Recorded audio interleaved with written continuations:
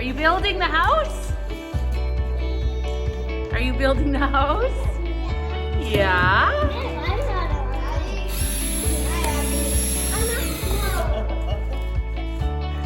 Yay!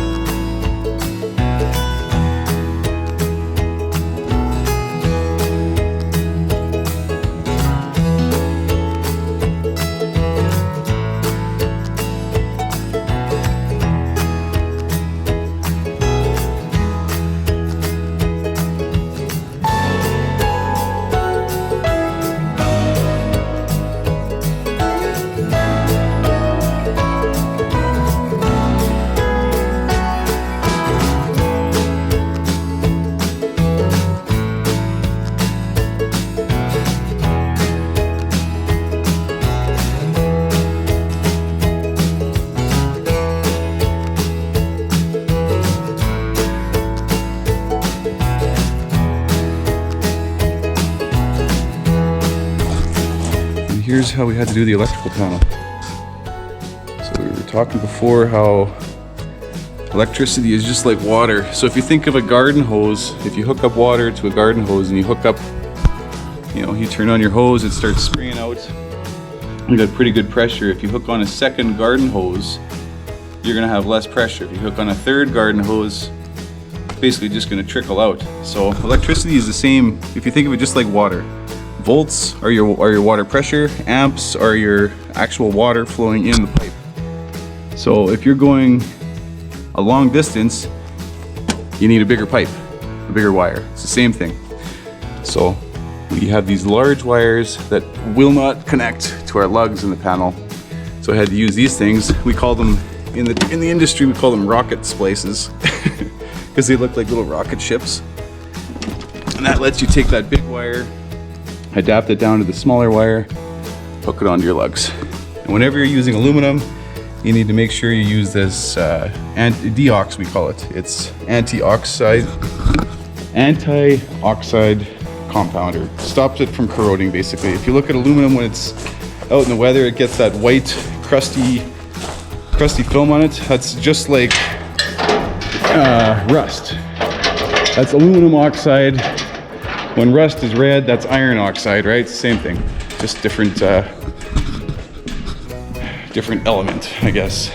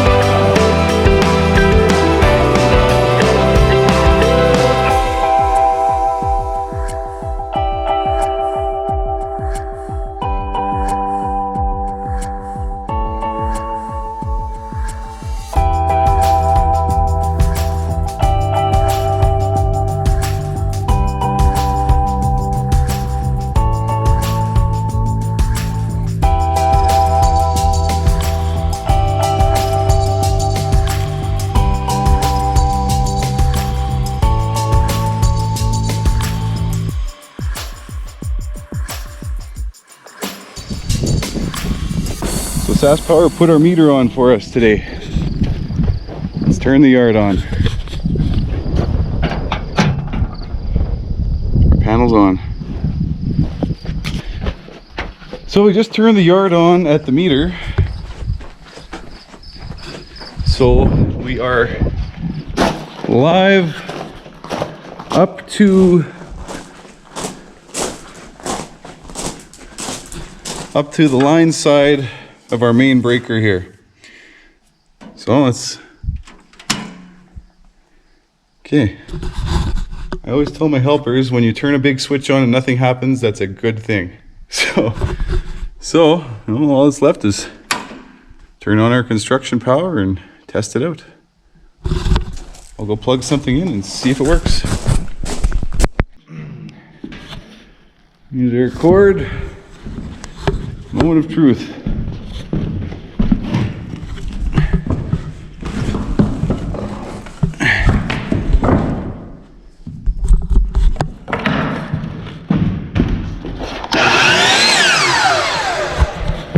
Awesome. All right, plumbers got started today. Seemed like a good couple of guys. This is where I cord in. Right over here. This will be where the garage ties in. It's going to go under the footing here. There's a couple of drain pits up in the garage.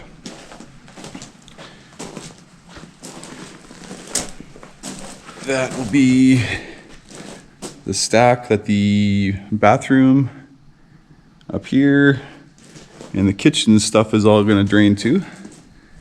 We got more drains here. This will pick up all of the mechanical room equipment. The furnace needs a drain.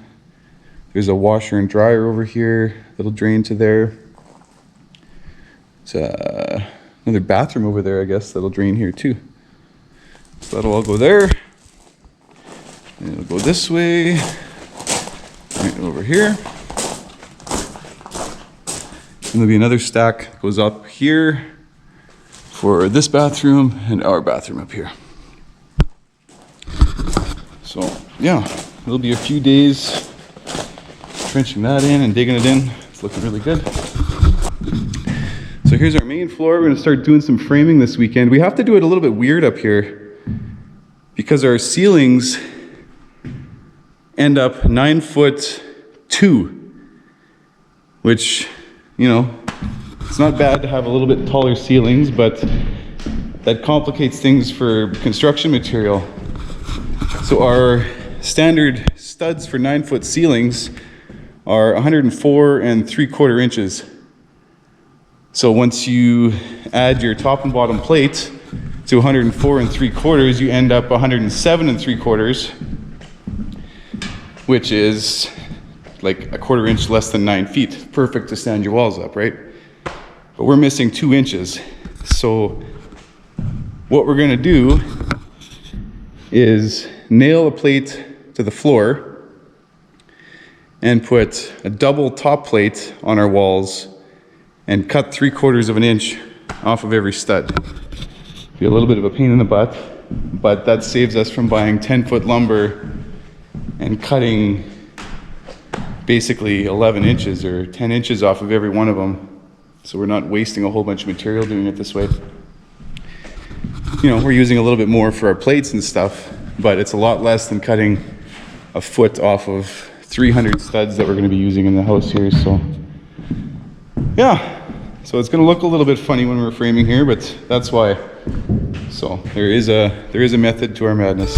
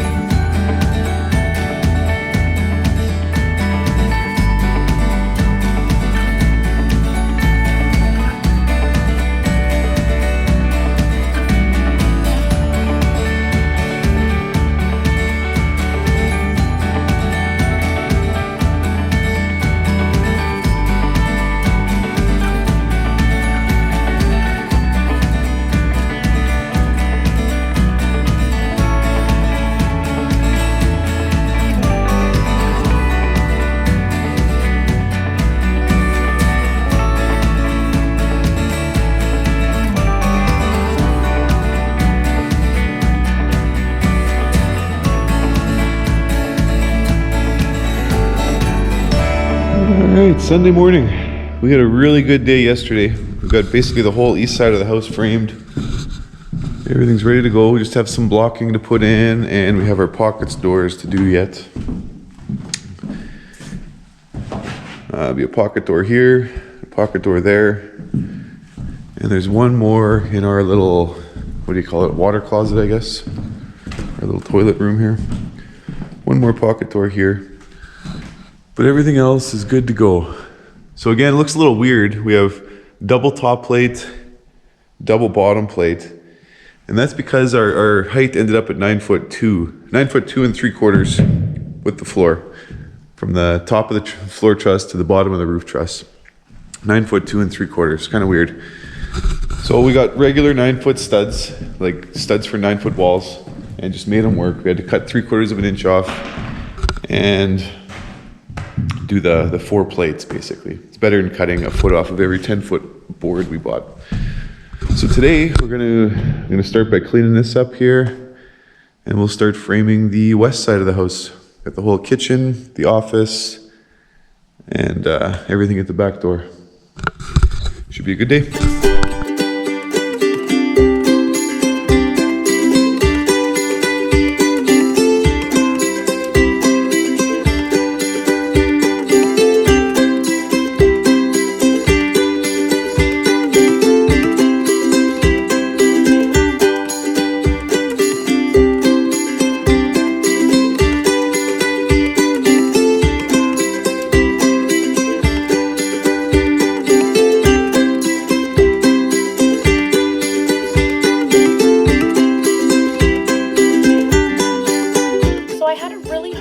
Deciding what I wanted for the walls in the dining room area. I just couldn't envision what it would look like, so we came up with these 4 different options. The first option was what our plans actually showed.